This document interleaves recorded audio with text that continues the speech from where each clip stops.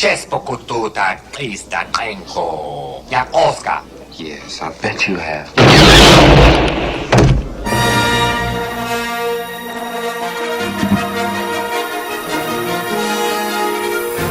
Welcome back to the Cantina. This is Stephanie Janicek, your friendly neighborhood podcast coordinator, bar manager, Wookiee Wrangler, bringer of truth, fact, Star Wars lore, and more than a few rants. Today I want to talk a little bit about something I was discussing on social media about, are you born the way you will always be? Are you stuck in a certain character? All right, so back in, like, I would say Greco-Roman times, there was a belief that you were born good or bad. We see it in the Bible, the Good Samaritan, the fact that the Jews at the time and the Samaritans clashed. They didn't like each other. The Jews thought the Samaritans were bad, that if you're a Samaritan, you were just born bad. Jesus kind of put the kibosh on that, okay? And actually, Western rational culture, thought, psychology, a re-examination of humanity because of Jesus, because of philosophers, because of scientists, killed that idea. And yet, we still have it today. Karl Marx was basically one of the first people to look at mankind and put you into a box, regardless of your class, your personality, character, whatever. The Nazis did this, the Maoists did this and do this, Stalinists did this, Castro did this. Fidel Castro himself was a well-known racist, homophobe, as was his right-hand man, Che Guevara, but we're not going to talk about that right now. They believe strongly that you, a human being, could not change.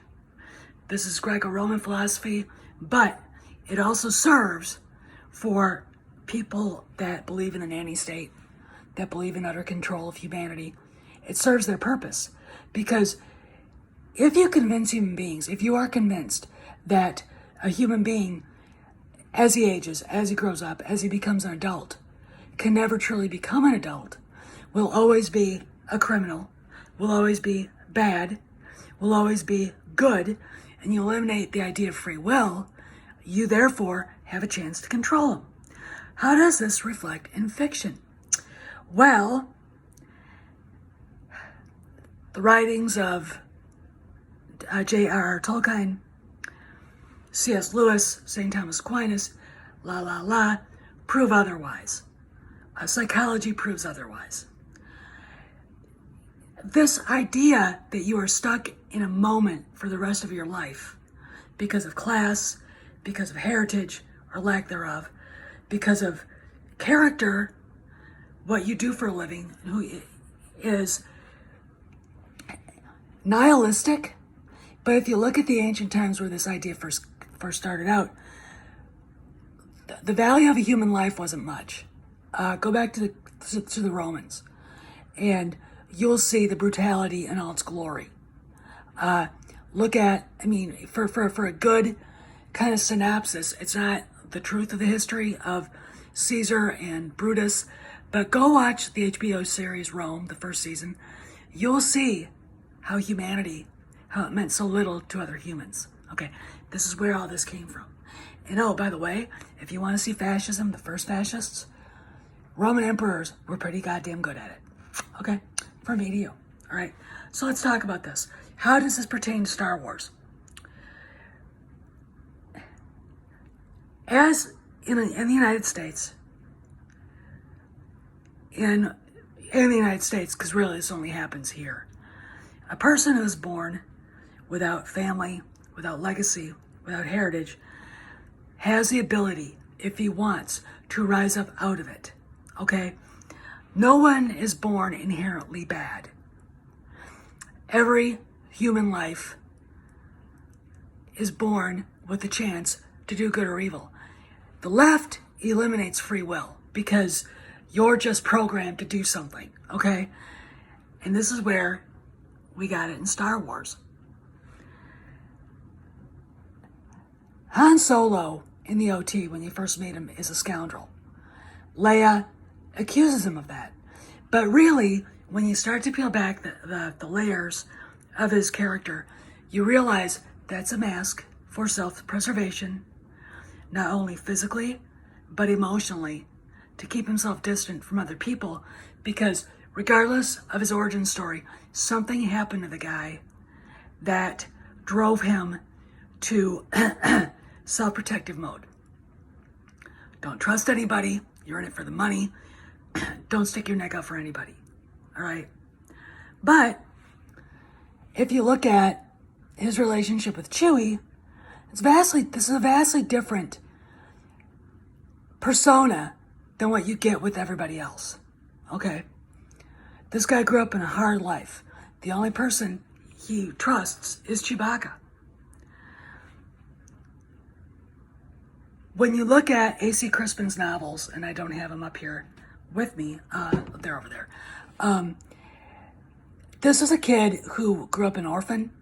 He was kind of an indentured slave to a guy.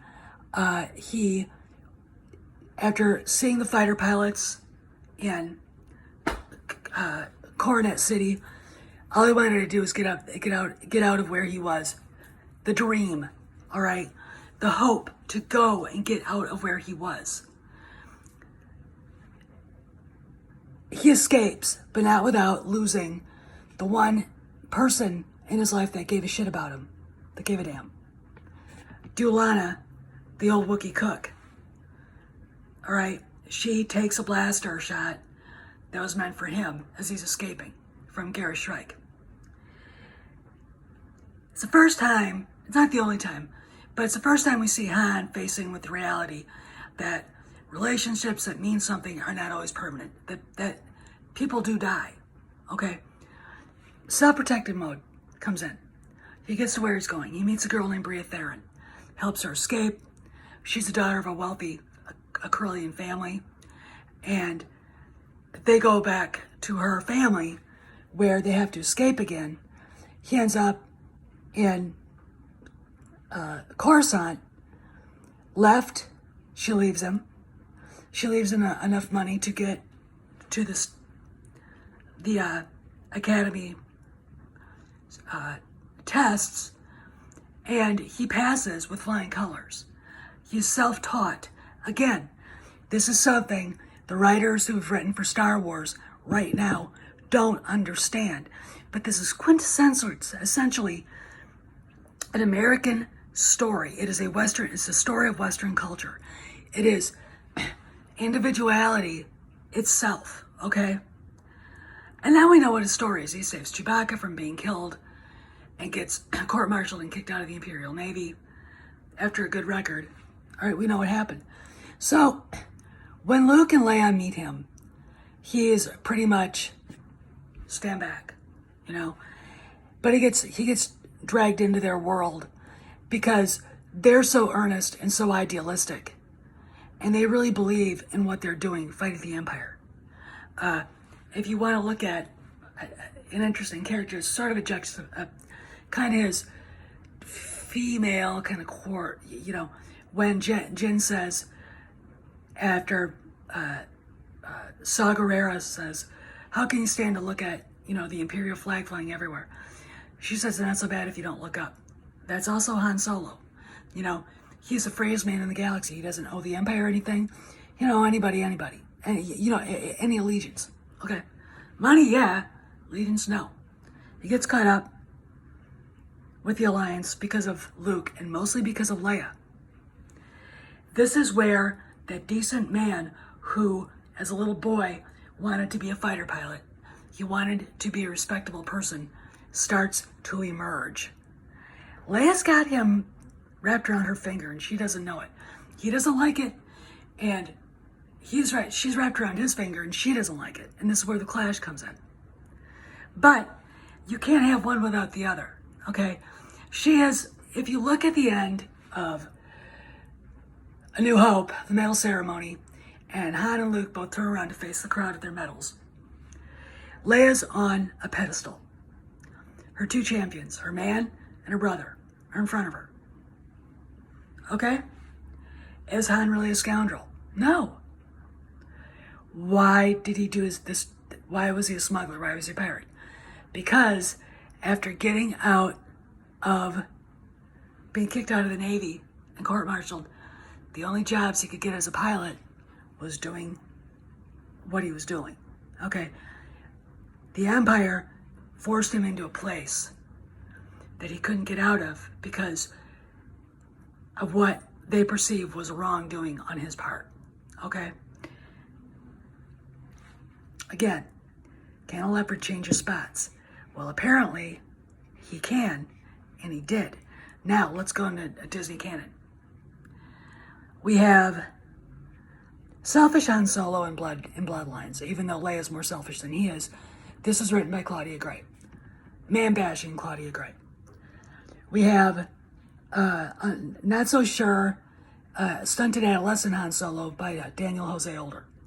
Again, these are leftists.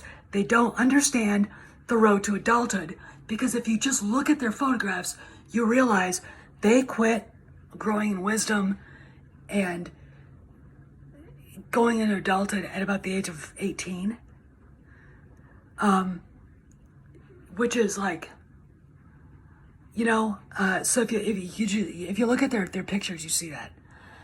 The wimpy Han Solo, because she's a misandrous, bad Han bashing bitch herself, Rae Carson.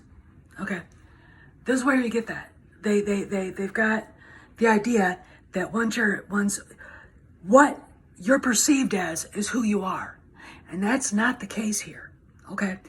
Then we go into Kevin Shinnick's novel, The Force Collector. And what does Maz say? He told me it was his medal when he sold it to me, but I discovered later it was his friend's medal. He's a bastard. Do you see where I'm going? We are looking at the nihilistic left-wing approach to humanity. All right, dear subscribers, when Beto O'Rourke, when Elizabeth Warren show up and start telling you what you should have in your life and that you are too stupid to control your life, you're getting what Carson, Older, Grey, and others have written about Han Solo, okay, in your face, okay? If you are a businessman, you're a scoundrel, okay? If you're a capitalist, you're a scoundrel. If you're a woman, you're already naturally better than a man. Do you understand where I'm going with this? If you own a gun, you're naturally inclined to be a criminal. Do you see? Okay, Han Solo, because when you met him in A New Hope, was a scoundrel and a smuggler and a pirate, will never change his stripes, according to these people, because this is what they've been conditioned to think. All right, Luke, I don't even know if you would call what happened to Luke being a 180. It was sort of he's going this way, and then they took him that way. Leia, again, she hasn't changed either, because an angry, unhappy, bitter bitch will never not be an angry, unhappy, bitter bitch. Okay, when you look at how she is written in the EU, as hard as some of the stuff was to read, the woman grew in wisdom and strength, and Han grew into the adult male patriarch of his family that he was destined to be, okay? Because people don't stay in the same place their whole fucking life unless they're forced to, okay? In America, you have choices. And free will is a right of everybody, from the Hong Kong street protesters right now to the Brexit people in Britain, to the yellow shirts, yellow vests in Paris. You have the right to choose your own life. You have the right to choose which way to go, okay? And if you are a decent person, you will take the right choice. And George Lucas never meant for Han to be this gigantic asshole drunk that Shinnick wrote about, that Claudia Grey wrote about, that Daniel Jose Fuckface Older wrote about, that Rae Carson wrote about, okay?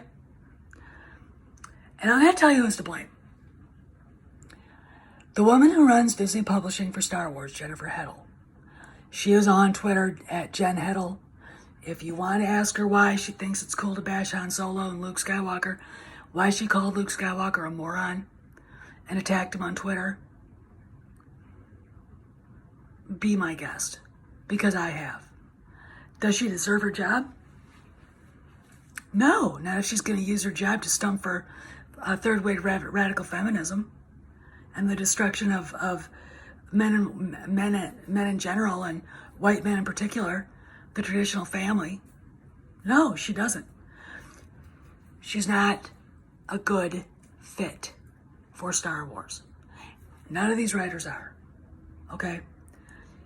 Because you can't turn something that was about basically your journey. And we're always on a journey. We're always changing. I'm going to ask you guys a question. I'm going to let you go. If you could look back at yourself 20 years ago, are you that same person? No. I know I'm not. I definitely know I'm not. I'm not the same person I was 5 years ago. I'm not the same person I was 10 years ago. I'm not the same person I was last year. Okay? Simple as that. So, when you look at these books, what it's telling you is that humanity is stuck in stasis. We're all stuck as perpetual adolescents, which is why people like Rae Carson, Older, etc., Jennifer Heddle and the SJWS that run Disney Publishing believe in this, is because they don't believe that a human being can grow up, become an adult, become responsible, live on their own terms and their own merits. Okay? Offer something to society that is positive. All right? And when you read their books, you can see it. This is what they believe in. This is what left-wing nihilism, deconstruction, Frankfurt School type of deconstruction is. If you want to look up the Frankfurt School, be my guest, go to Google, do it. Look up what Andrew Breitbart said about it. And there you have the deconstruction of Han Solo, Luke Skywalker, and Leia Organa. Steph signing out, see you around the galaxy, see you around the cantina. Please remember, tip the Wookiee bartenders 20%. No droids, no bounty hunters, no Raylos, no Ray Nobodies, no Ray Luke's clone hand, no Ray clone of Leia, no Ray Palpatine, Ray Kenobi, Ray Jen, Ray Shan, Ray Shmi Skywalker, Ray reincarnated Anakin, Ray Immaculate Conception. No, if you're gonna have a fight, take it out in the alley. Gunfights, you take the shit out in the street. Stay on the galaxy scale.